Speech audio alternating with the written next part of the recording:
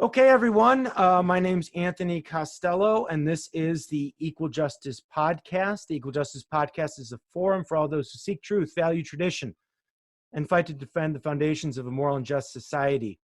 We have a special episode today with David Marshall, who I've been able to interact with a little bit, at least over social media and Facebook, and I've appreciated his writings very much. David is an expert on China. So today's episode is really going to be looking carefully at Chinese culture and how Christianity and the gospel meet Chinese culture. And David fulfill, I think, in reading the book that I'm going to link to, your book that you wrote, True Son of Heaven, how Christianity fulfills many of what I say maybe the Chinese myths or even ethos. So David, I just want to say thank you for joining us. Welcome to the Equal Justice Podcast. Thank you. And as we get started, maybe, since many of our audience maybe not familiar with you or your work or the things you've written about, maybe just give us some of your story, your background. I don't know if you're from Seattle originally, but I think you did your studies there. And then how you became interested in China, and then eventually your long time over there. And then we'll go from your personal story more into your writings on China. Sure. I grew up in Seattle and Alaska and went to Asia as a missionary in 1984 with Youth with a Mission.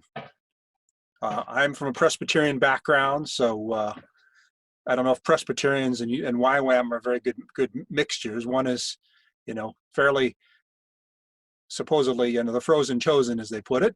Right. And YWAM is more charismatic, and those are two parts of what go into making me, and also C.S. Lewis is the third part, if you want to look at theological background. But I went to China, went to Hong Kong in 1984 for a discipleship training school there. It was very impactful. It made a big difference in my life. And then I was planning to go on what's called the Far East Evangelism team in the fall, and had a month in between to myself. So I decided to travel around China. And I had studied a little bit of Chinese in college. I already started going to the University of Washington. And I took a month just to take the train all the way from the south to the north, places all over China. This is the days when the trains were very, very slow. And going up to Beijing from Canton was about a day and a half trip, maybe 2 days. I remember sleeping, on the hard seat over 2 nights, and everybody was smoking and making noise. And the Chinese don't have much of a concept of privacy, it seems. Private space or something like right. And then I came to Beijing in the summer of 1984. And this was before anybody owned a car. I remember I went to the U.S. Embassy in Beijing, and they were celebrating the 4th of July with McDonald's. They brought up McDonald's from Hong Kong as kind of a special treat for people in Beijing that wanted to celebrate the 4th of July. But the most important event that happened to me in Beijing was when I visited the Temple of Heaven in the south part of the old city. And the Temple of Heaven it's like a big park about 2 kilometers long and about 1 kilometer wide, rectangular shape with a big wall all around it. And I was looking for a gate to go into the wall, get inside. And finally I found a gate and went inside. And inside it's unlike, your typical urban center in China, which is very, crowded and noisy. Here it was an oasis of cool cedar trees and people playing badminton on the grass and whatnot. In the very center of it, there was this structure that the one that I want to see is called the Altar of Heaven. The Altar of Heaven is there's a picture of it on the back of my book. Mm-hmm. It's just a very striking building. I didn't know very much about it. I'd read a little bit by a guy named Don Richardson in a book called Eternity in Their Hearts, mm-hmm. about the Altar of Heaven. And he said that the Emperor of China would come to this building once a year, and he would pray for a good harvest to Huang Tian Shang Di, or in other words, the awesome heavenly God above, or ruler above. Who was that? The building was very striking to me, though. Went inside. Those days you could go inside. Now you can't go in the altar itself. And I noticed in this building that there were 4 pillars in the center that were red and gold. And then around those 4 pillars, there were 12 pillars, which were just red. And then in the wall around that were 12 more pillars, which were also red. And for some reason, these numbers kind of struck me as familiar. And this place, even though this is, the utter east, this is the far east, so different from anything that I had experienced or anything that I'd, grown up in church. This was not Christianity. This is paganism, right? But it struck me as something very strangely familiar. The 4 central pillars represent the 4 seasons, and the 12 pillars around them represent the 12 months of the year.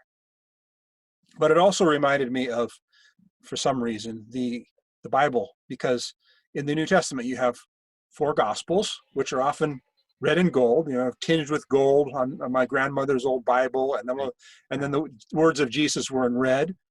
So that reminded me of the Gospels. I know this is very subjective, but this is how things work in people's minds sometimes. And then around that 12 pillars, which were red, which reminded me of the 12 disciples of Jesus. And then 12 more pillars reminded me of the 12 tribes of Israel, because the 12 disciples represented the 12 tribes. And it seemed to me, now first of all, here's a pagan temple. This is the most important religious spot in all of China. This is a place that the great thinker, the great writer Lin Yutang often referred to as the most beautiful building most beautiful piece of art in all of China. And this was a place where the emperor came once a year to sacrifice for all the people to the supreme God. Now, who was that supreme God? He was the only being in China who was considered to be above the emperor.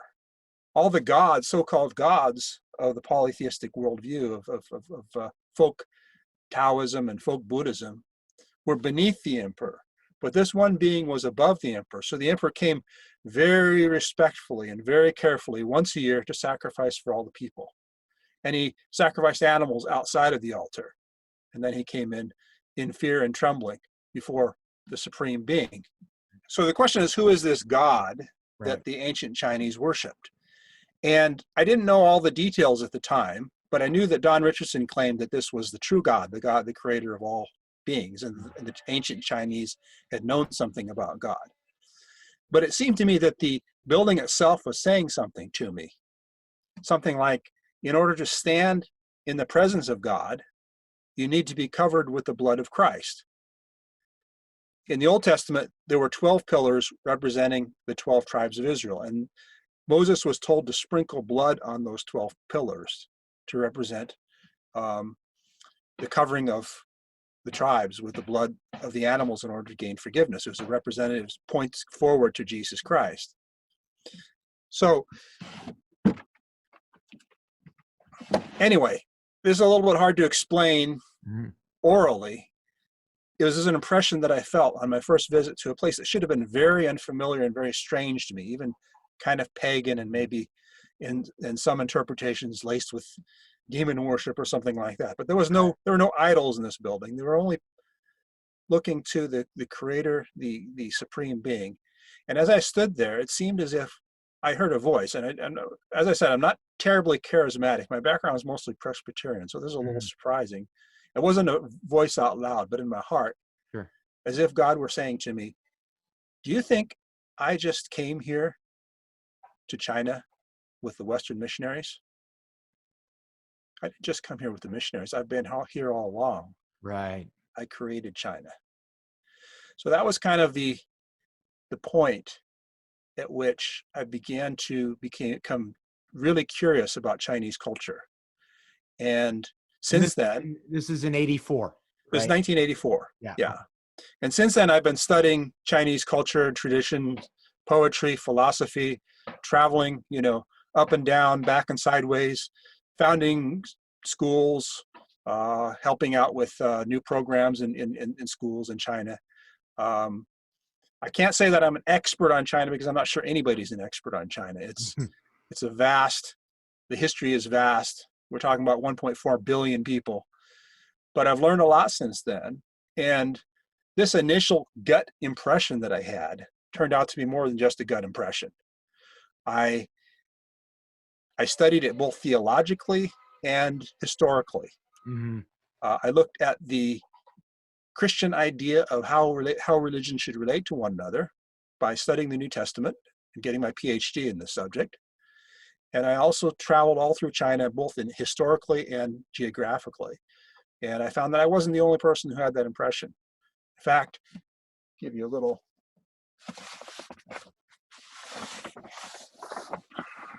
visual image.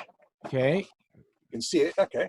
This is a copy of, let's see, 中国杯. Oh, 大清经教流行中国杯.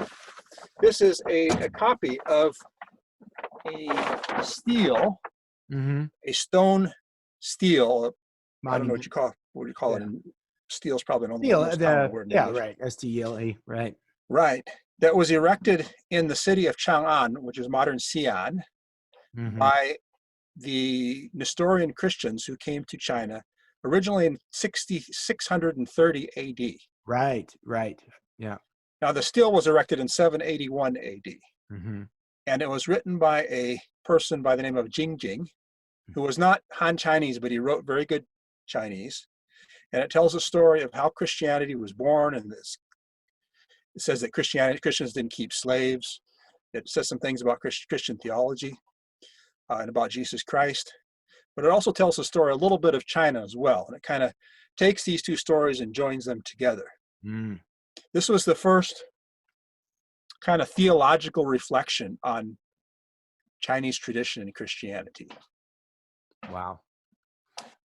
Yeah, I was familiar with some of the early missionaries into China, the Nestorian Christians, having read a book by Philip Jenkins called The Lost History of Christianity, where I think sometimes we forget how deep into the East and how early Christians were there. And now I don't know if, but especially in Central Asia, there some of these large kingdoms that were almost thoroughly Christian for centuries.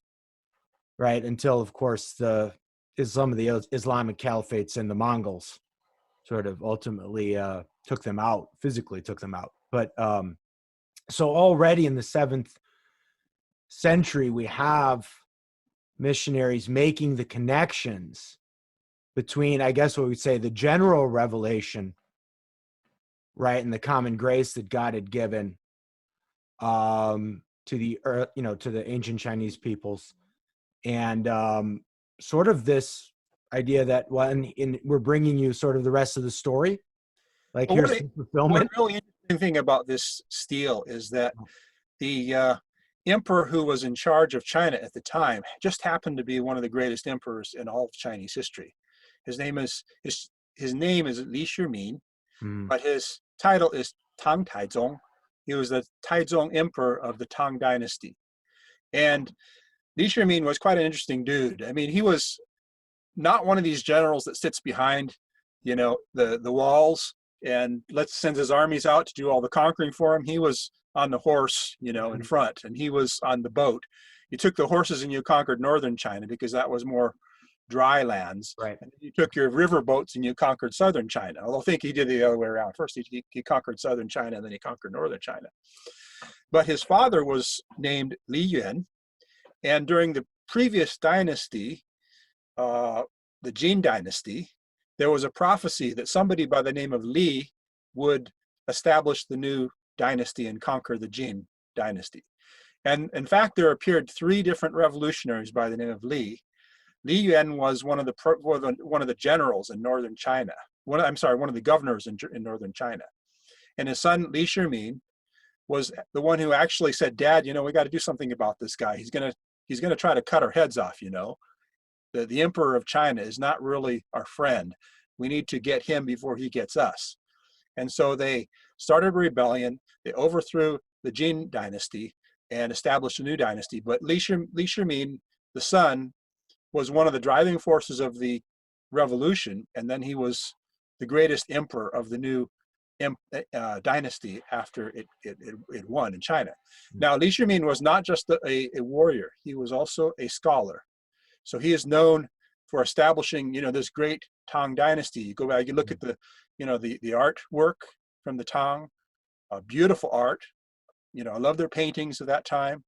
The poetry of the Tang is especially popular. And if you walk around the streets of Shanghai, sometimes you see a woman with what's called a Tang Pao, which is, clothing in kind of the Tang style. Sometimes it even has the word Tang on the dresses or something like that. So the Chinese look back at the Tang as being one of their greatest periods of glory.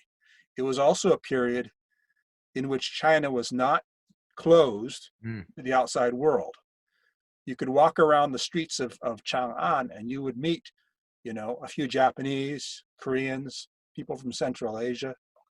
So this is kind of an interesting parallel to what China might become or what it might not become in modern times. Anyway, Li Shimin was the number one of the three greatest rulers in all of Chinese history, and he's the one who met the first Christians who came to China.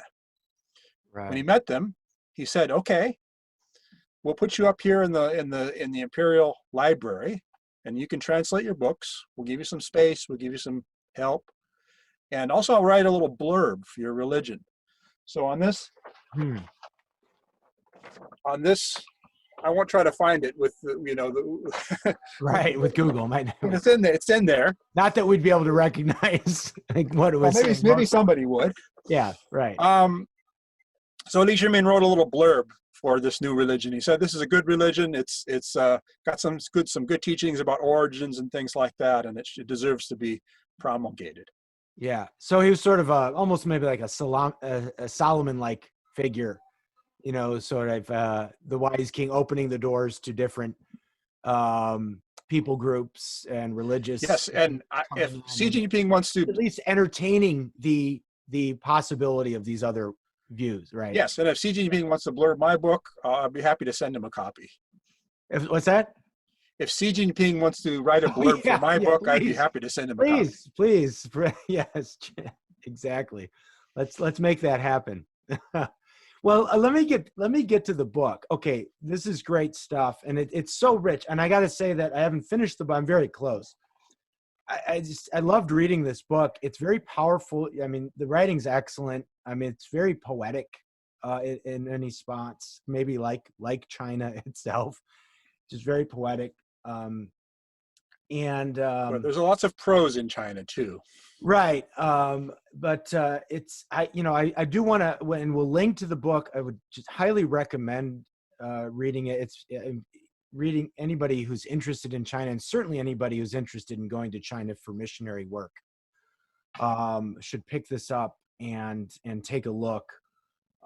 Very entertaining as well. I mean, I really within the first three chapters, I'm like, man, I really want to go to China, and see these things with Thank you. And I also, when I write books, I write them for non-Christians too. So, if you yes. Yeah. And so, okay, but let's go back to this idea of, the temple of heaven and the God that is sort of there above all gods, which almost, and you mentioned Paul in Acts 17, I think you mentioned that, pointing to, the unknown God, right?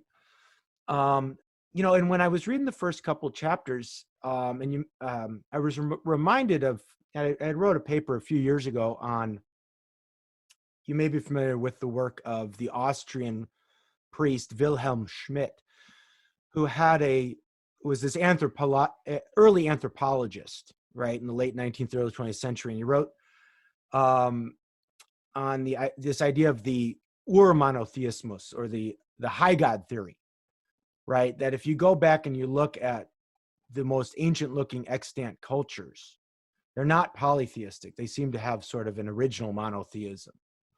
And it almost struck me when I was reading the first couple chapters here that something like that seemed to be going on.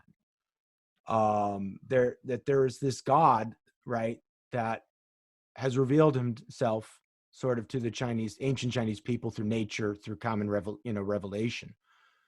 So tell us a little bit more about that in particular. You already mentioned it with the Temple of Heaven, but again, the name and everything. Unpack this a little bit more for Yeah, us. sure. Yeah. Let me first talk about sources. Mm-hmm. For now, if you think about China, the Chinese will generally say that China has 5,000 years of history. Now, strictly speaking, they don't have 5,000. It's more like 4,000 at the most.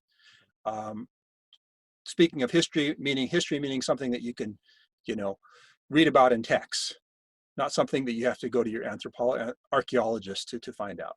Documented history, right? Documented history, yes. And of course, the person who Chinese texts themselves describe as the mainstream of Chinese history would be Confucius. Yes. My students had a Chinese textbook, which one of them gave me her copy, and I read it through. And Confucius was described as the mainstream of Chinese history in that high school textbook. Confucius lived about the time of Buddha or Socrates, and several hundred years before Christ. Mm-hmm. And he is credited as being the editor of the earliest sacred scriptures of China, which would include the Book of History and the Book of Poetry, and maybe the I Ching, the Book of Changes. Mm-hmm. Most scholars would say that the Book of History and the Book of Poetry are the earliest documents in China. And the Book of Changes, which is really, some very gnomic sorts of sayings and then some explanations, some textual explanations. It may be a little bit later, but maybe the original sayings themselves were early too. And then there's other stuff like the Book of Rites and the Spring and Autumn. Confucius was very much involved in all of that, but probably not as the editor, actually. He was certainly somebody who is kind of the Old Testament. Mm-hmm. Those books were the Old Testament to Confucius. And Confucius was kind of like the New Testament of Chinese culture in a sense. If you look at those two books, the Book of History and the Book of Poetry, the Book of Poetry is, I think, 304 poems. It's an anthology of early poetry, Chinese poetry. The first 160 poems or so are mostly about life and love and your typical subjects of poetry. But a lot of the later poems are very theistic in their leanings. They'll talk a lot about Shangdi, which is the main term for God. And this is a term that you also find in the Shang dynasty. You'll find it in the oracle bones sometimes. The Shangdi people, the king would pray to Shangdi, and Shangdi would say, "Go and fight these guys," or "Don't fight these guys." But there were several terms, and Confucius uses more than one term to describe the ultimate being. Another word that is often used is Tian, and Tian literally means heaven in modern Chinese, or even day. But in ancient Chinese, the earliest Chinese, it also seemed to have kind of theistic meaning to it, connotations. Even in the Lunyu, in the Analects of Confucius, you'll find several references to Tian, and also you'll find them in the Tao Te Ching by Lao Tzu. Mm. You'll find references to Tian. Now, is Tian really a theistic being, or is he just kind of a metaphorical kind of thing, or a what's the term? I'm trying to think of the pantheistic. There we go. Pantheist, is he a kind of pantheistic God, immanent, or is he sort of nature? Yeah. Okay. Is he does he suffuse nature? Is he conscious? Does he have will? Can you pray to him? Will he answer prayer? I think that if you look carefully at those earliest texts, you'll find the answer is yes. He is conscious. He is good. He blesses those who seek him. He rewards those who seek him.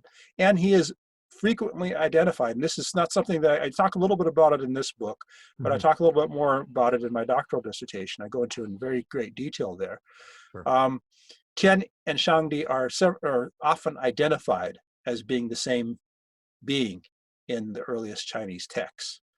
This might not be the case like with the oracle bones so much, because some would say that Tian came more from the Zhou dynasty, and that Shangdi was more from the Shang dynasty. And then the Zhou, when they conquered the Shang, they kind of identified the two together.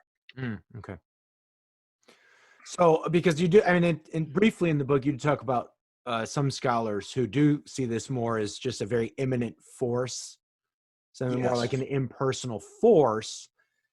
But your argument would be that's sort of an anachronistic kind of interpretation, that the earliest sources Right. are talking about a personal creator being, right? A personal. The remarkable thing is the theistic view of God in Chinese culture was often not very politically correct or useful down through the centuries. And you know, Buddhism had no use for it. Taoism, folk Taoism had no use for it. Taoism created the 5 Ds, which kind of used that Shangdi term, the last part of it, and said there's 5 of these. There's one in the center, and then there's one in each direction. And then we had what was called Neo-Confucianism from the Song dynasty on. And Neo-Confucianists also were not very fond of the idea of a creator theistic, and the creator idea is maybe not the strongest part of the concept of God in ancient China. There are a few intimations that God is a creator. But it's the sovereignty, more the sovereignty and just the supremacy of this God, right? Yes, yes. And the funny thing is, you never get rid of that. You never get rid of the theistic view of God in China, even to the present day. You know, when my colleague, who is a sort of semi-devout Buddhist, when she says Shangdi, she's referring to God. The modern Chinese Christians also use Shangdi as meaning for God. Now, this is a question that is very much debated, as I said, as you pointed out. So I'm not saying that everybody agrees on this, Right. but I do think that the side that says that Shangdi refers to a sentient, knowing, powerful God who is above all beings in the universe is very much the side that wins that argument, because there's a vast amount of evidence for that in the book of poetry, the book of history, the Analects of Confucius, the Tao Te Ching, and then even down to look at the Romance of the Three Kingdoms, which was written, you know, I don't know exactly when it was written, like 1500, 1600 or something like that.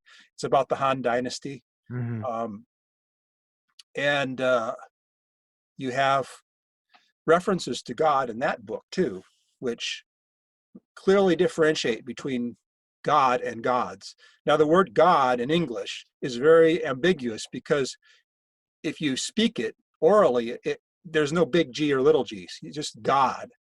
If you write it big G, little g, nowadays there's kind of a trend, there's kind of a fad of writing God with a little g.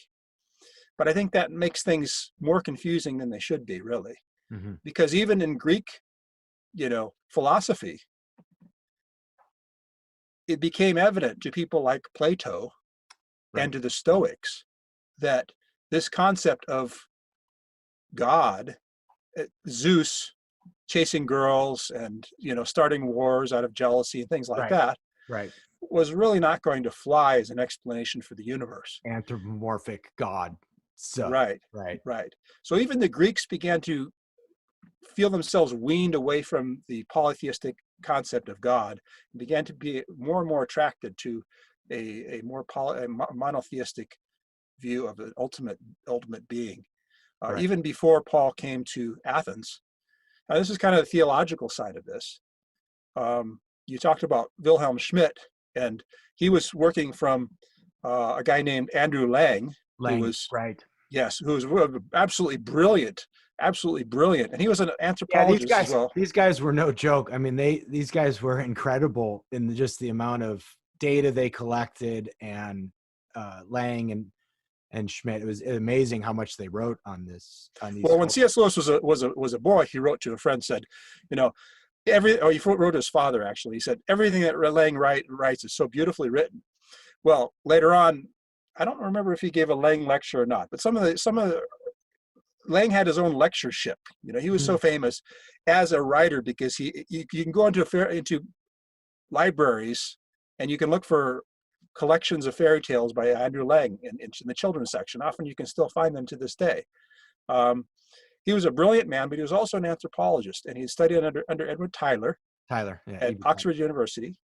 And Tyler had formulated a theory of the evolution of religion, and Lang said, okay, that sounds good. I like this idea. Well, let's go check it out. And Tyler's idea was that evolution evolves from um, Animism animism. through Yeah. to monotheism when you get to Moses. When you get up there somewhere, and then someone like David Hume said, you look back in the ancient world and there's no monotheism. It's all animism, polytheism. And if anybody had managed to get to such a high concept as a supreme God, it must have been the Greeks, because the Greeks were smarter than all these other barbarians. They had philosophy. Yeah.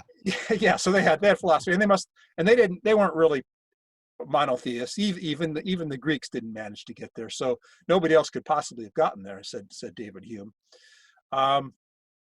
Well, Tyler looked around and decided to see if that's actually true. Okay. So Lang didn't go out and do the empirical research himself, but he did read a lot of reports from missionaries and anthropologists. And then we have another person by the name of Win Corduan, who is much more recent, just a few years ago. I know him. That's who I used for my paper on this topic, was Win's work, in the beginning, God was, I think, the name of his book. So he updates Schmidt. Right. And of course, the person that introduced me to all this was Don Richardson. Mm-hmm. And Don Richardson was a missionary who worked in a tribe in New Guinea, and then he wrote a book called Eternity in Their Hearts, which kind of popularizes the idea of the Supreme God people being aware of the Supreme God. Now, Rodney Stark has argued that, a little bit more systematically, you would say that there are a certain percentage of very primitive peoples who are aware of the Supreme God. Some of them are aware of him and they pray to him, and some of them are aware of him, but they've kind of forgotten or put him in the background. And then there's a certain percentage of agricultural societies and of herding societies and of, more advanced civilized societies that are aware of God. So it's not a 100% in any case. But God is clearly present to peoples around the world. He was not the creation of one person. He's not the Jews didn't invent God. Let me put it that way. Right. Yeah. Well, okay. So this is good. This sets us up maybe a little bit too then. So you had this experience in 84. Now were you already living in China, or was that like a visit? You came back, and then when did you actually go to China then? You mentioned that you were there about 20 years. Is that right? It's very hard to count. Okay.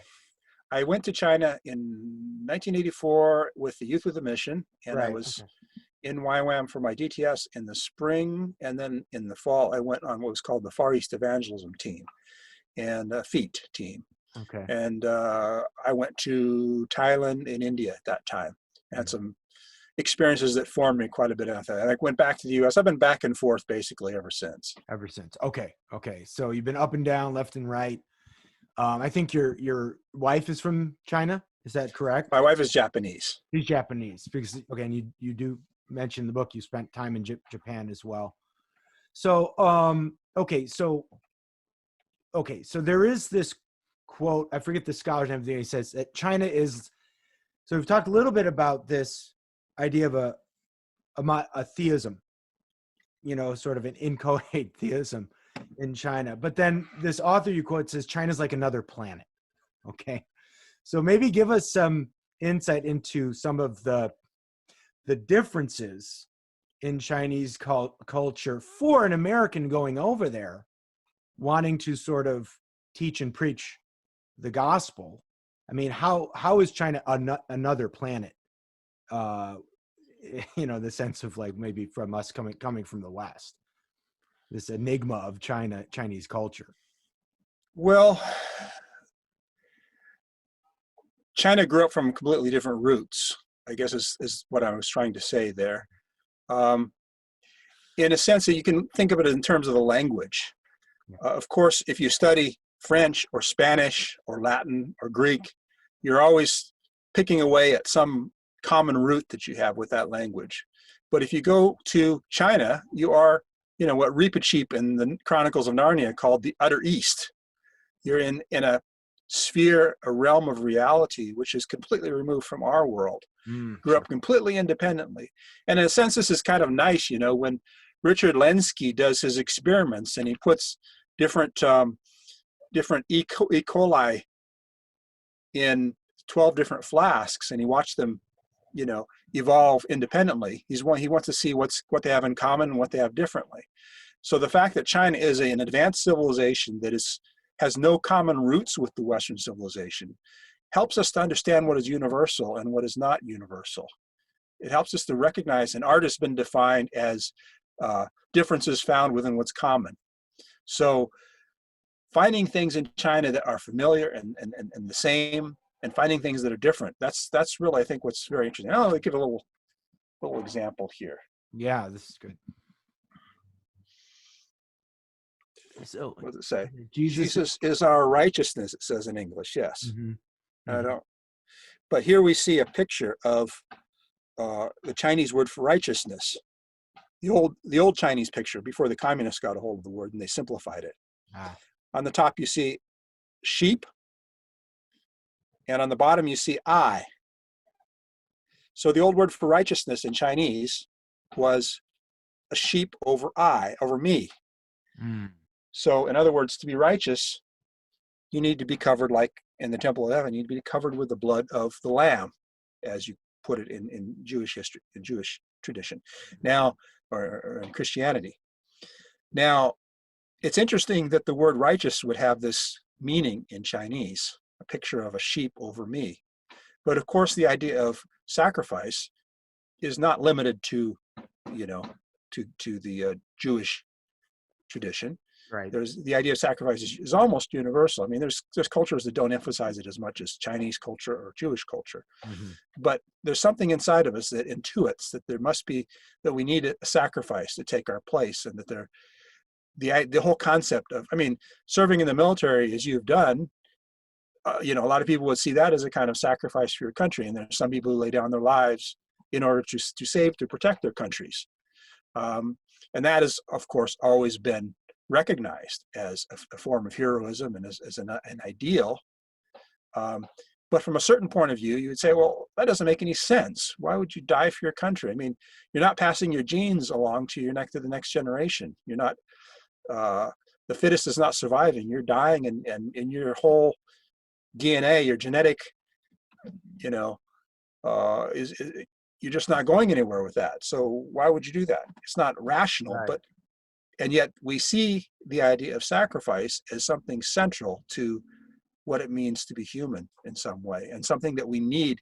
It's kind of a higher level right. of Okay. reality. Transcendent reality, because great. So the differences obviously are stark. The utter East, we don't have the shared culture. There's not the shared historical sort of Well, let me origins. let me say something. I should have mentioned that about this character. Yeah. So here's an example of the differences too, because here we have a language in English that we write with an alphabet, with letters A, B, C, D, E. Right. And in Chinese, we don't have that. We have pictographs, which is so much a part of, and you bring it out in the book very well. I mean, how important the Chinese language and the symbols and how they get put together. In a couple of the key sort of symbols and their meanings that you bring out, you talk about things like, I'm going to butcher the pronunciation, so help me out, but one is Zhao, or the idea of loyalty. Xiao. Zhao. And it's like an S. Yeah. So what I love in the book is you're showing how Jesus is kind of the great synthesis of some of these extremes in Chinese culture, right? That seem incompatible, or like the Zhao, the loyalty aspect. Xiao. Try with an S. It's better. Xiao. So, Yeah. Okay. And the Confucius was so considered the greatest virtue, but then what happens in that family loyalty if you have a wicked family, right? If you have parents, and let you bring this out powerfully in the book, by almost tearing up as I was reading these parts about parents selling their children, their daughters especially, into like sex slavery. But what is the daughter? It's loyalty, though. You cannot, if and there's the saying of, if the father wishes the son to go and be killed, which then the son should go die, which also, I mean, that is something that seems to uh, lead us back to, lead us to the gospel as well. Jesus doing the will of the Father. So you have that loyalty, but then you also have, when you come with Mao, this sort of rebellion, this rebellious spirit. Is how do we combine these two extremes of extreme loyalty that could take us down a very dark road, and rebellion that seems necessary for justice, but also the Marxist impulse that takes us down a very different road. So maybe talk about some of these extreme contrasts and how Christ sort of unites these. Yes, and this goes back to, there's so much we could say about this. Yeah. Goes back to the ancient Christian philosopher Clement of Alexandria. And I don't know how far I want to go back with this, but there was a story by the Greek playwright Euripides, and he says that he talks about, this is very popular with C.S. Lewis, by the way. He loved this story, the Bacchantes. It was a play about the god Dionysius or Bacchus. Yes. I think I have it here somewhere. Yeah. Oh, okay. Somewhere in my old stack of Greek tragedy. And in that story, the god Dionysius shows up and he demands worship, and the women of Thebes, this little town north of Athens, are going up into the mountains, and they're worshiping this god of parties, Dionysius. And the king of Thebes, Pentheus, he says, wait a minute, what are these women doing? Are they some sort of orgy or something? I don't know. This sounds kind of kinky. So he decides to sneak in on their rites, on their rituals, and see what they're actually up to. He goes up to the mountains, he climbs up a pine tree, and he watches them. The god Dionysius becomes very angry, and they go crazy. And they rip animals apart, they rip plants apart, and then they take Pentheus and they rip him from limb to limb. And his mother carries his head through the streets of Thebes, thinking she's just killed a lion. Now, the ancient Christian philosopher Clement of Alexandria said, this is a nice picture, nice image of what the gospel does. Not tearing things apart, but putting things back together again. He says that each one of the sects of the philosophers are like those women tearing that body together. One of them gets an arm, one of them gets the head, one of them gets a foot. But the gospel, the dawn of light, brings them back together again and makes them whole, makes them one. And I believe that is what the gospel does to Chinese culture, to Western culture, and to world culture.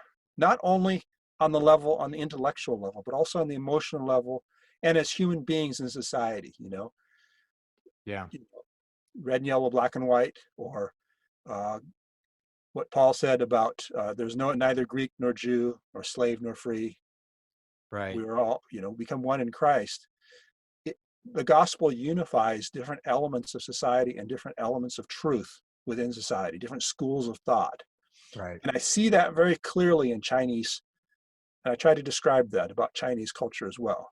The one example you just gave of this great, important value of the Chinese people, of loyalty or faithfulness, especially directed at one's superiors, especially one's parents. Society would collapse without that. Right. And what an ingrate a person must be to look at their parents who have sacrificed so much for them, and to say, I don't care, you're you and I'm me, and I'll just do what I want to do. And that's why we have Father's Day and Mother's Day and whatnot. But then we have abusive parents, and we have people who elevate the principle of loyalty to parents as something that becomes very ungodly and evil, which happened in China and happens in other places as well at times. So we need a principle that will fulfill that principle of loyalty. So we have God, who is the supreme object of our loyalty, but because God is God, he's just, and therefore we cannot sacrifice, as Francis Bacon put it, we cannot sacrifice to the author of truth a lie to an author of truth. Right. We can't give bad things to God and say, this is good. Now, this is something very important, of course, in our modern society, and the whole question of critical race theory and critical theory and whatnot, because what critical theory basically does is it takes one of those pieces of the King of Thebes and runs with it. You know, one aspect of truth that the gospel highlights, this comes from Christianity, you know, this comes from Christianity, the idea of helping the marginalized and caring for those who are weak and poor. The ancient Greeks and Romans knew nothing of it. No. The stronger wins. That's it. End of story, right? Yes, and to be fair to the Chinese tradition, they had a little better concept of this than the ancient Greeks and Romans. Yeah, right. However, and Confucius was a good man. Confucius. Confucius and Mozi and Lao Tzu. Lao Tzu was a prophet of the weak. You know, he was somebody who spoke up for the weak. And Lao Tzu was also, I think, a prophet of Jesus Christ, because he prophesied, I would argue, and Benjamin would argue, that he prophesied the sacrifice of Christ. Okay. The atonement. He prophesied an atonement, some kind of atonement. Yes, he clearly did. And he's talking about somebody who sounds a lot like Jesus, and so did Confucius. They talk about somebody who sounds a lot like Jesus. How is that the Sheng? What's the Shengren? Shengren. That's the E is pronounced like shung, like an kind of. That's one to practice. Okay. Yeah. The problem is the English language. Actually, English vowels are so ambiguous. Yeah, it does. English does not make sense. That's for sure. But this is like I don't want to translate it as Messiah, but Holy One, right? Holy person, yes. Ren means person. It doesn't necessarily mean man like in English, but it means man in the sense of person. Right. Holy person originally had the connotation of a ruler, a king, who had done something fabulous for the human race, for Tianxia, for under heaven. It refers to somebody like Zhou Gong or King Wen or King Wu, some of the founding fathers of China, you could say, the George Washingtons and the Ben Franklins, Thomas Jeffersons. Those were the holy people because they had the political power whereby they could change things, and they had the will and the goodwill in order to do that, theoretically. Now, what Confucius changed was he brought that down to the common level. Confucius was not a king. He was not a powerful political official. He was not the governor of Florida, and he was not the mayor of Washington, D.C. Confucius was he was a teacher. Yeah, there you go. He was a teacher with some students, like Jesus, by the way. For free, voluntary? Not necessarily, but he was flexible. He was flexible, well paid. He wasn't overcharging, though. He wasn't overcharging, and he was willing to take on, some of the poorer students. Right. So Confucius was. What was the point about Confucius? Well, we're talking about the holy person, his view of the. Yes. The other Lao Tzu, right? His idea of the prophesying of that an atonement was needed. Yes. So Confucius talked about the holy person, about the sage at times, but he said, I'm not worthy to meet. I've never met somebody who came up to that level, who could, benefit all of humanity. I've never met somebody like that, and I'm not even sure I can say that about the great kings of the past. 150 years after Confucius, his greatest disciple, Mencius, wrote his book, which is, fascinating and full of interesting and useful things. At the very end of his book, he says something like,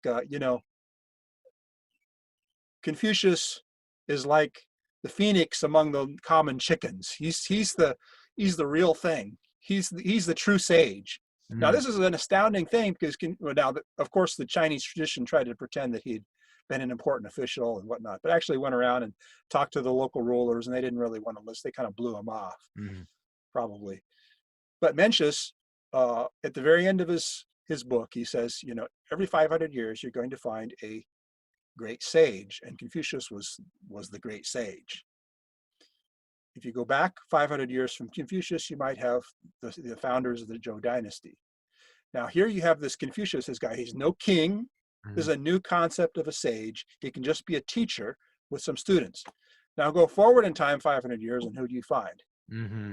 Mm-hmm. Benjamin says, well, if you count the time, just like Daniel with his 70 weeks, you go forward in time 500 years, and you come to the very beginning of the ministry of Jesus in Galilee. Right. Yeah. Right. I mean, you have the babe in the manger, which is even less than a wandering sage, I suppose. And as far as we know, Now, Jesus didn't take any money from his. Although he did have his female supporters, I suppose. he did have his supporters, yes. Yeah. And there's an important point here, because if you look at ancient civilizations, this is something Rodney Stark talks a lot about. I don't know if you've read much of Stark. Just Like two, one or two books from Stark. Well, let me recommend The Discovery of God. Okay. After your listeners have all got out copies of my book and read that. The Rise of Christianity, or was it The Rise or the Triumph? The Rise of Christianity is good, but Discovery, yeah, it is a classic. That was before he was a Christian, by the way. Right before. Discovery of God is afterwards, much later, and it's fascinating because he talks about the different civilizations in the ancient civilizations, and what they have in common is very often they are built. The king and the gods are up on the high places above the city. Right. They're on the high ground, the Acropolis, whatever you want to call it, because they're pretty much the same. It's a monopoly religion. The ruler is pretty much a god, and the people don't really have much choice in the matter. And if you look at for example, if you look at the Sumerian literature, who are the heroes of the Sumerian literature? They're gods, with a couple of exceptions, and those exceptions are like Gilgamesh, who's a king, and a couple other kings. So if you're not a god or a king, you're not that important. Nobody. Yeah. You're not. Yeah. So the gospel is revolutionary in that sense, and I think that the Analects of Confucius kind of prepares us for that a little bit in China, because it helps to focus the spotlight not on these slobs and their royal clothing and on their what do kings sit in? Thrones and their thrones. Thrones. Thank you. Yes. Protected from the masses, in a sense. Yes, and this is one of the conundrums, the difficulties of Chinese history, is trying to find, and of history in general, is trying to find some sort of a common ground, because you have your civilizations, which are, well, they have their uses, I guess, but they're really not very much fun for the common people. And then you have your roving tribes on the outside, and sometimes they're conquering the civilizations, and then they become kings themselves, and they rule the tribes that they conquered, like the Zhou ruled the Shang. And that's what Israel does in the Old Testament. Is something very interesting, I think. It finds a way of joining the good parts of the civilization, the good parts of the roving tribes. Right. Well, I tell you, I'm reading a book right now by, you might be familiar with Jacques Ellul, the 20th, and The Meaning of the City. Great book, fascinating book, where some of that, he talks also about this, what the city means, the civilization, the civilizing force of man, and where the city becomes a symbol for almost man's, taking, independence from God. Right. And that's also, according to some thinkers, that's where the polytheism comes in too. Right, exactly. And then, of course, we know that the wilderness is the place for God to speak and refine his people, so that they can come into the populated places. Yeah, and then who was it? Joshua or Samuel? He tells the people of Israel, you guys want a king like the countries around you? Well, let me tell you what that's going to be like. 1 Samuel chapter 8. Right, exactly. Yeah, wait until April 14th, and you'll find out what that's like. So good. I want to hit a couple more of these key concepts, images, symbols in the book. You talk about so there was the Zhao. We talked about the loyalty aspect, and the other one is the Fu, which I don't know if we would call it happiness, blessing. Is this big? It's not a virtue. It's a concept, right? It's this idea of blessing. Yes. Maybe we describe it as blessing in English, or just happiness, fulfillment. Yes. To give fu is to bless, 赐福. Right. So in the Old Testament, when in Genesis, the Bible says, 上帝赐福给他们. 上帝, God, gave fu to them. And fu means blessing or happiness. It is the most popular character in the Chinese language, period. You'll see it everywhere.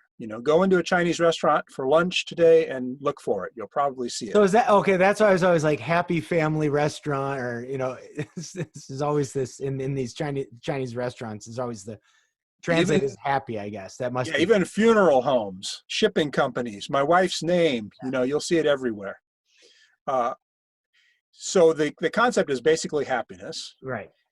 And it's obviously, what Chinese crave in life, what we all crave in life. But it also implies a lot of other kinds of, blessings that come in our lives, like children, and I described some of those. Yeah, just the imminent things that we naturally desire, right? And food, of course. If Bill, everybody food knows was Chinese food. a lot of good passages in the book on food. A lot of good experiences in my life on food in China. Yes. Yeah, that's great. So, but you talk about one of the goddesses. I think that originally was a male god from out of India that migrated into China and became a goddess, Guanyin. Guanyin.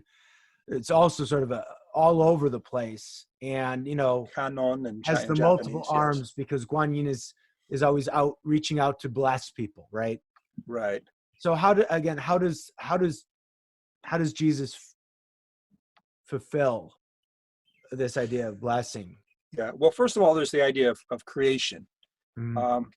The Gnostics and the Buddhists alike didn't really value creation as the Jews did. The Jews said that God did give a blessing to human beings, and God meant to bless all the nations of the world. So all those materialistic desires that we have, they're not something to just be tossed off and said, no, we're all going to be monks and we're going to live in the mountains, and we're going to overcome our materialism because this world is a place purely a place of mud and debris and nothing Right. worthwhile at all. And that's kind of the Buddha's right tact is like to disengage, right? It's the Buddhist tactic that the Buddhists could never live by. They could never live by, and that also has, as you point out in the book, all kinds of ramifications, right? For people, if you just to disengage from the created order, from suffering and pain, but then it almost is also like just to allow it to happen as well, right? Yeah, well, Buddhism never was a great blessing. It was a blessing to China in some ways. Let me be fair about that. In traditional China, you have three supposed religions. One of them is Confucianism, second is Buddhism, and the third one is Taoism. Now, it's actually a lot more complicated than that. Right. But right. for simplicity's sake, you could say there's those three main religions. Buddhism brought some blessings to China in art and in the idea of getting away from the city and the beautiful Buddhist temples, many of which I visited across China, which preserve ancient trees and beautiful flowers and carp swimming in the ponds. Buddhist food is another gift. There's a lot of good restaurants in Taipei that you can eat at that are vegetarian restaurants that has some really good stuff that's basically Buddhist, and a lot of times there's Buddhist images on the wall and whatnot. But the Chinese never really converted to Buddhism in a wholehearted way, precisely because they like their pork. Okay. They like their meat, and that's why they didn't become Muslims too. They like meat. Pork was originally domesticated, I think, in China. Yeah. And the Chinese have never gotten over liking, fish and all kinds of meat, much more than we have. Right. China was looking for something. Buddhism challenged some aspects of Chinese culture, but it never satisfied what the Chinese were looking for, precisely because they were looking for a fulfillment of happiness that included this world. It has to be a, you know, I call this element of the fulfillment theology, which is what I work on my dissertation on. I call it dialectic. You have your positive statement of something good, like creation is good, and then you have your negative, but there's suffering in creation. There's a temptation in creation to materialism, and then you have some further synthesis of those elements in something greater. So you have, you know, life, you have death on the cross, and then you have a fulfillment of that in Christ, who brings life through death and a greater kind of life. I have life more abundant. I bring life, you know, life more abundantly. Right. The same thing had to happen in China. Fulfillment theology, in my view, we talked about synthesis, about bringing different elements of truth together. You have a meta narrative. You have a main story that joins different stories, like the Nestorians did when they first came to China. You also have to have a dialectical element, which says, you know, there's a lot of crap here too, and we got to take care of this crap. Yeah. We can't have people doing the things that they're doing. You have to speak out as the prophets spoke out against girls being sold into prostitution in the streets of Huaxijie in Taipei. We have to speak out against that. We have to speak out against injustice and against the power of injustice. So the gospel does both of that, and Buddhism did not do that. Buddhism did not solve the problem that, first of all, the biggest problem with Buddhism is Guanyin Pusa that you just mentioned. Let me say something about her, because you mentioned her, so I should probably give your viewers a little more detail on her. Guanyin, her name was Avalokitesvara in Sanskrit, which meant from above looking down or something like that. And it was a male god in the Lianhua Jing, in the what's called in English, the Lotus Sutra. Right. And then it was changed probably about maybe the Tang Dynasty. Some people even think that maybe Christianity had something to do with this. Maybe the Buddhists were copying from Mary or something like that. So I doubt that's likely at all. But Guanyin became a female deity in China, and she became really the focus of, you know, a lot of devotion, because she was a goddess who would sacrifice herself for the good of others. She was identified with a goddess named Miao Shan, who actually went down into Hades in order to rescue people, and kind of screwed up Hades by hell went to hell in a handbasket, you could say. I don't know if that makes any sense or not, but maybe it doesn't. I'm not sure. We might, but continue with the main line. Hades had a deterrent value before Miao Shan went down there and made it into a nice place. I see. So this is a kind of a myth. The first problem with the Guanyin myth is it's not true, and everybody knows it's not true. Right. This is all just a metaphor. It's a story. It's made up. Yeah. Right. The second problem is that Guanyin didn't get mad enough. You know, when girls are being sold as prostitutes in the streets of Snake Alley in Taipei, somebody needs to get pissed off. Somebody needs to overturn some tables and make a whip out of cords. Exactly.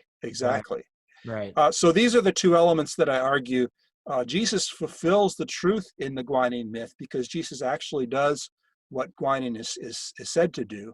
And you can see that historically. You know, we're not just talking about an abstract or theological idea. We're talking about practical, and this is one of the other elements of fulfillment thinking, is reform. Yeah. The gospel not only came to change things, but the gospel actually changed things, even in China. Yeah. And that means bringing fu again. That links us back to the idea. Right. Which I think, you know, you also talk about Mao in the book. You know, Mao's Marxist realism about, you know, maybe, I don't know. Again, I'm going to mess this up. Not that he was rejecting all of Chinese culture before, but it's just where, you know, these myths and stories may have their place, but it's time to get down to cold, hard facts and reality, and use just the techniques of modernism and modern man to solve these concrete problems. And the mythical or the poetic is at least downgraded, right? Right. Well, of course, Mao was a modernist. I mean, he was a communist. But he also linked his theology here, his anti-theology, to another element in Chinese culture that we haven't talked about, and that is the idea of rebellion, of revolution, of the folk, the folk heroes in the mountains who come down and they. Right, the mountain hero, the wild sort of mountain bandits, right, who come in. Yes, and then that goes back, some of the most popular Chinese literature, the Journey to the West, which I highly recommend. It's very entertaining, I think. And the what's it called? The Water Margin, Shui Hu Jing. So there are two elements. I mean, some of the greatest Chinese literature is about this hero of the grass, the heroes that attack the power structures. And Mao Zedong loved those stories. And when he was selling books, he ran a bookshop in the city of Changsha for a while, where I also worked later on. The only Chinese book that he sold was The Water Margin. That was, the big story of the bandits, the Robin Hood folk heroes. Right. So he was kind of trying to touch Chinese tradition too. He wasn't ignorant of Chinese history. If that was another element of the God that also I think is fulfilled in the gospel as well. Right. The Jesus, the reformer of the traditions that have become stale and without, well, I mean, who's Jesus confronting the most in the Gospels is, of course, the scribes and the Pharisees, the authorities that had been put in place by God to do justice, to be humble, and to show the light, and to show God right to the world, and who are not. Yes, and I think our social justice warriors are right, and they get this from Jesus in wanting to confront the authorities, but they're just wrong about who the authorities are these days. Yeah, well, and we'll have to do another episode on that. I'd like to get a discussion going with you on just that particular issue that's going on in our old culture right now, because I think, again, we see the very sort of natural impulse, desire for justice there, but we see I think we see it taking an incredibly tragic turn. And again, because of the authority, I think the authority issue and the identity issue that, of who we are as human beings is problematic. We're taking a Rousseauian instead of sort of an Augustinian view of man. Rousseau, I mean, there's an example of Clement's point, tearing that body apart and just taking one little piece. Right, exactly. C.S. Lewis talked about the Tao, and here he actually borrowed from Confucius, by the way.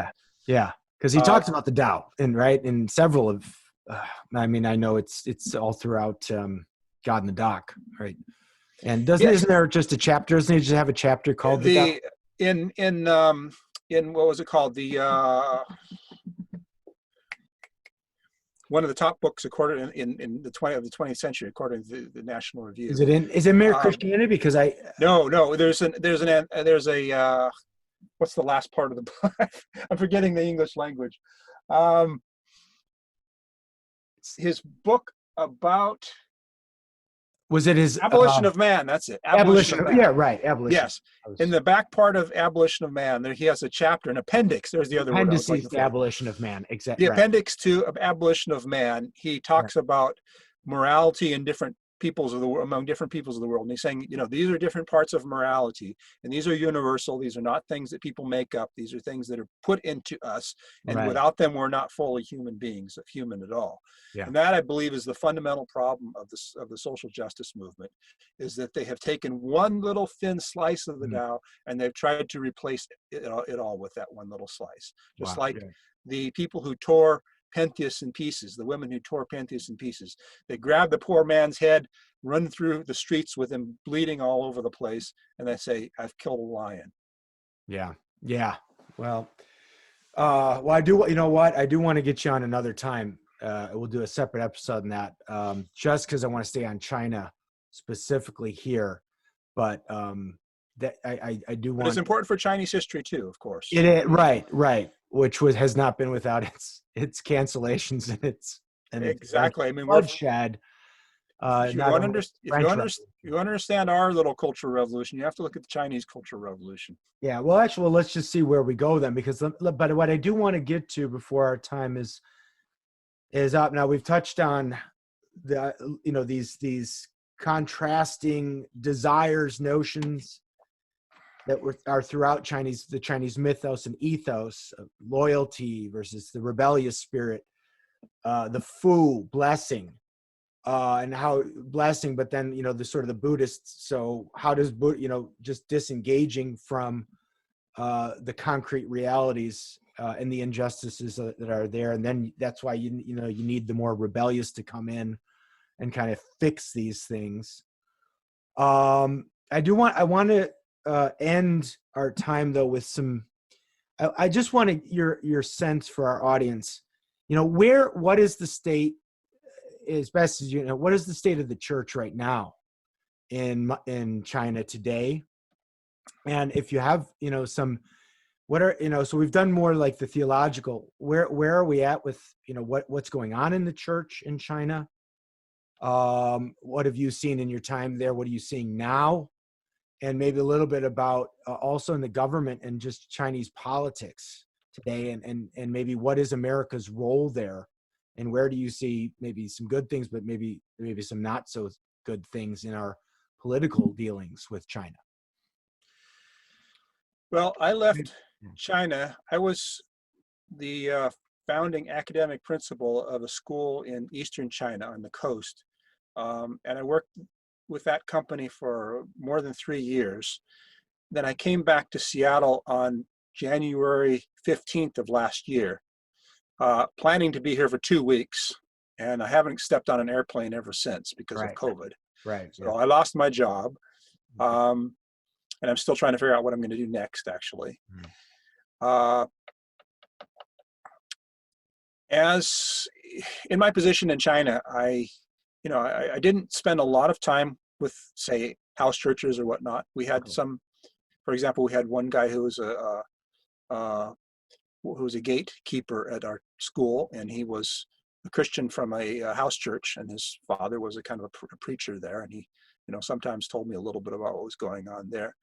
What's going on in China in general? It's kind of, I can't say that I'm an authority on it right now because I have not been there for the last year or so, but I'm concerned.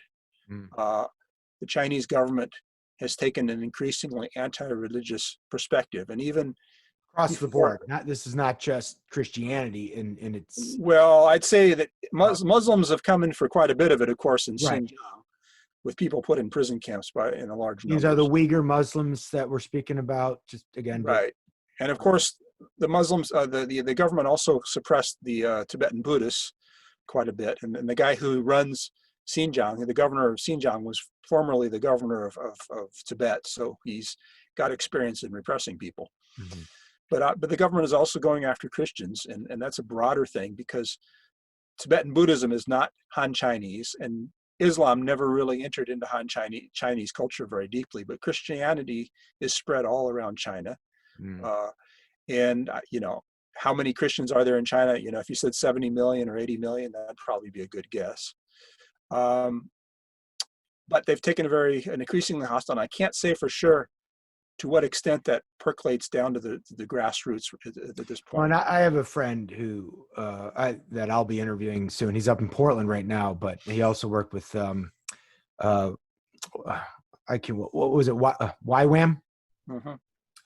But this is his mission. He's from, I can't remember exactly what province he's from, but he's very much involved with the repressed or oppressed house churches. Yeah, so we had students in our school who were, a few of them who were Christians. I had one of them who would bring her Bible to school every day, and I tried to help her as much as I could. I knew the challenges that she was facing, and the challenges she will face when she goes to the U.S. and studies in American college, for that matter. Yeah, right. Well, okay, I mean, that's a good point because, so you see the current government and political attitude in China doubling down on the secularism of the Marxist revolution? Yeah, I had in one school that I taught at in Changsha, I said that one of my students gave me a copy of her history book. And the thing that was striking to me about the history book was, in some ways it was fairly balanced. It presented history very much as Western history books do, and as a kind of a progress of secularism, of human secular humanism. Right. Uh, Classicalism two was like the modern. two parallel strands, one from ancient Greece and one from ancient China, and then Mhm. they kind of run together. Um, the only group, they didn't attack the Japanese, they didn't even attack Americans in that book. The only group that they attacked in that book were the Christians, attacked Christianity. Now, several of the people that this Chinese textbook described as very important figures in Chinese history were actually Christians, but they never mentioned that. They never mentioned that they were Christian. They just They gave. never mentioned that they were Christians. They just talked about what they'd contributed to Chinese history. Right. Because Chinese history, like American history, suppresses the truth about the role of the gospel in history. Mhm. I mean, Um, who's one of those figures? I mean, not a missionary figure though, not like a Matteo Ricci or something, but these would be people, Westerners who brought some scientific or technological. I don't think they mentioned Matteo Ricci, but they did mention his disciple, Xu Guangqi, who was, a leading scientific figure who wrote an almanac for an agricultural encyclopedia that they described as, a key turning point in Chinese history. That's one of the people they mentioned who was in fact a Christian, but was not mentioned as a Christian.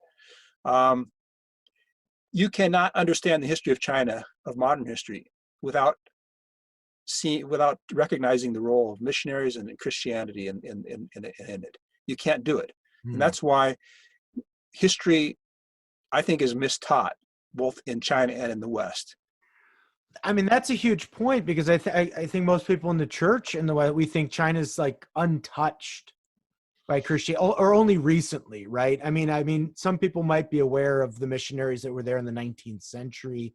We know that people like Eric Liddell died in China and things like this. But, the more ancient, engagement of Christians with Chinese culture, I think is lost to most people. They were just not even aware of it. Well, I think in every country, this is kind of a common trait of education around the world.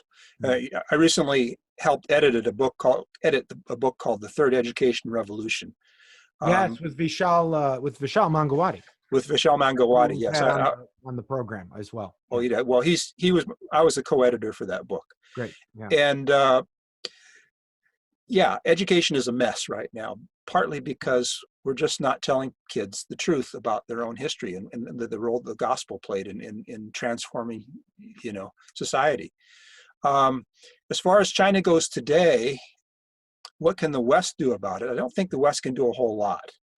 Not from where we're sitting right now, right? No, China has 1.4 billion people. They have 4 or 5 Chinese for every American. So once they have industrialization, once they're industrialized, and once they have technology, which they have now, it's really hard for America to, stay number one, be a hegemon, dominate the field in the future, just because they have so many people. Geopolitically, I would say that the thing that we should do right now is try to build up India, frankly, I hope that China will change in the future. I'm very concerned about their leadership right now, not just in their relationship to Christianity, but their general bossiness. And now, the person that I wrote my doctoral dissertation partly on, Yuan Zhimin, who was a figure in the democracy movement back in 1989, he described Chinese history as cyclical. And his view was that the cycle of Chinese history begins with a short-lived dynasty, maybe 30 or 40 years, and then another dynasty that lasts for maybe 300 years, and it kind of decays over the last 200 years or so. And so his strongest point is the 3rd or 4th generation. Now, fitting modern Chinese history into that view, you would say that the Republican, the Kuomintang, the GMT, was that opening, that short-lived dynasty from 1911 to 1949. And then with the invasion of the Japanese, you have chaos all through China. And then you have this longer lived dynasty that follows it, and that would be the communist dynasty beginning under Mao Zedong. Mhm. And according to Yuan's understanding, the third or fourth generation of leadership is the strongest part of the dynasty. If that's the case, then right now is really the peak of communist power. The current power, you'd be at, right. Okay. But you can't assume that that's just going to happen the same way as it happened Over and in the over. past. Right. We don't. It has happened that way in the past, Radical. and you could go through Chinese history, you can see that happening. But things have changed now, so who knows if that's going to happen? It's going to happen that way this time or not. Right. And so that leaves obviously a big open question about. Well, I don't want to say the health of the church. It could be a very healthy church in China, in the sense of spiritually healthy, maybe more so than here. I don't know. But as far as maybe, I mean, I thriving in the sense of also growing in numbers, that might be something that is just something to be praying about. The thing that I'm concerned about is their social credits and the level of surveillance that they're beginning to adopt and control. That's really scary. Yeah. And that's something that my friend. It's like, you can go into bookstores in China in English level. There's the English section, and you can find copies of George Orwell's 1984 in English. I don't think I've checked the Chinese section. I don't think they have it there or not, but it's kind of like, why are you selling this book? I mean, Xi Jinping went into the bookstore and he picked up a copy and said, here's my instruction manual. This is what I'm going to do. 1984, but as the pig, right? As the pigs. Yeah, basically. Yeah. Well, that's I mean, this is an incredible, I do want to just come full circle here and go back to the book and just again, I know we've held up the copy and of course we'll link it. Got some bookmarks in there already. But powerful book, Dave. I mean, it's really, again, I just want to emphasize to people, it's very beautifully written. And I don't know, I mean, China's just not something that I've studied in any kind of depth. The closest I've got in person was Afghanistan, the foot of the Hindu Kush. But this is an eye-opening kind of book. Again, some of the parts I almost was tearing up as I've read through it. But I tell you, it brings back just the point that we keep. I mean, I think what I say is apologetically, it's a wonderfully written book in the sense of you're really doing this kind of what C.S. Lewis was doing, and several others of showing where God has revealed Himself, and even the most foreign culture to us, as Westerners, yet the fingerprints of God are there, and how to do apologetics by taking what is already innate in a culture, showing where Jesus shows up then on this. Right. God is not unfamiliar with any blade of grass on this planet, Right. He knows every person that you're going to meet. He's been working. He knows that person's heart better than that person knows himself. Right. And back just to your original vision there in 1984, when you were standing in the temple of heaven, and that's when it came to you that God was already there and that you just had to do some of the additional work. Right. And everybody else who's been involved in China in the last several decades. Well, Dave, this has been great. I really thank you for your time. Man, I do hope to have you back again. Maybe we do a little bit more on that issue of critical theory and critical race theory, because there's just obviously a lot there that needs to be discussed. It was great talking with you, Anthony. Thank you, David. God bless.